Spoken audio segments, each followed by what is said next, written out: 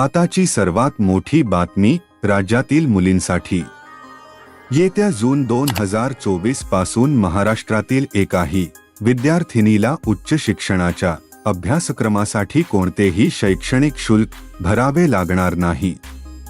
जवळपास 800 अभ्यासक्रमांसाठी ही सवलत लागू राहणार आहे असल्याची घोषणा उच्च व तंत्र शिक्षण मंत्री चंद्रकांत पाटील यांनी केली।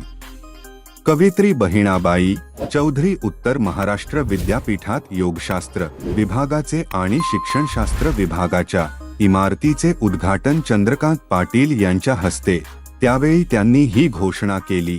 पालकांचे 8 लाखांपर्यंत वार्षिक उत्पन्न असलेल्या आणि राज्यातील कला, विज्ञान, वाणिज्यबरोबरच वैद्यकीय, अभियांत्रिकी, फार्मसी आदी व्यावसायिक अभ्यासक्रमांमध्ये उच्च शिक्षण घेणाऱ्या सर्व विद्यार्थिनींच्या 100% शुल्काचा परतावा राज्य सरकार करणार आहे।